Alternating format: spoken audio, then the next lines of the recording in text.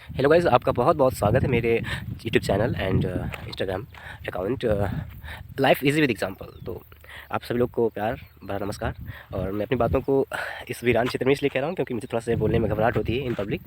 सो आज का टॉपिक इस महत्वपूर्ण कड़ी में जुड़ा हुआ है कि जो लोग ऑलरेडी इन कमिटेड हैं किसी रिलेशनशिप में, और या फिर एक सीरियस रिलेशनशिप है, प्यार वगैरह कुछ है, और फिर उसके बाद उनका शादी वाला जो एक आयाम आ जाता है, तो उन दोनों को मैं एक एग्जांपल सेट करना चाहूँगा।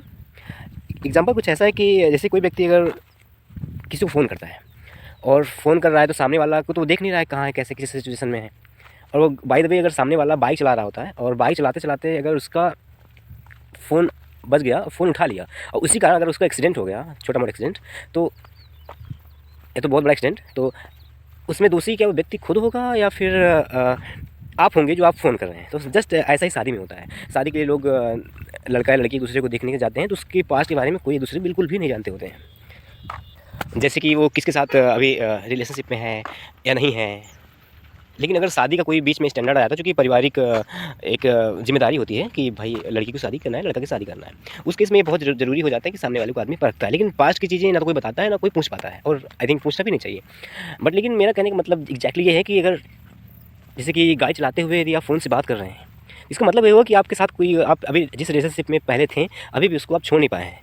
तो एक ह्यूमैनिटेरियन के नाते आपको यह कर्तव्य है कि यदि फ़ोन पे बात करना है तो अब तो गाड़ी को रोक दो, या तो फिर गाड़ी चलाते हुए बात करो तो एक्सीडेंट होने का खतरा है। तो मेरा कहने का जस्ट इतना मतलब है कि परिवार में अगर कलह नहीं करना चाहते हो तो जिस रिलेशनशिप में ऑलरेडी आप हो ये तो उसको आप छोड़ दो। यदि आप उसको नहीं छोड़ पा रहे हो तो फिर आप फ़ोन ही ना उठाओ, इन द सेंस कि आप फ़ोन ही ना उठाओ और उसको गुड बाय टाटा कर दो, और अपने परिवार से लड़ने की इतनी हिम्मत रखो कि किसी भी कास्ट, किसी भी धर्म, किसी मजहब का है, आप उसको हर हालत में एक्सेप्ट कर लोगे। तो ये अगर गट्स है तो ठीक है। अदरवाइज़ अगर आप किसी रिलेशनशिप में होते हुए सामने वाले को नहीं छोड़ पा रहे हो, बाद में कहते हो कि एक्सीडेंट हो गया, तो उसमें दोस्त लोगों की काश मेरी शादी ना हुई होती तो मैं उसका मेरा भविष्य ना खराब हुआ होता, तमाम चीज़ें। तो इसमें ये सामने वाले को इसमें कोई दोष नहीं होता है। पहली बात, यहाँ पास व्यक्तिगत तौर पर गलती उस फ़ोन पिकअप करने वाली की होती है कि उसने गाड़ी चलाते हुए फ़ोन पिकअप किया।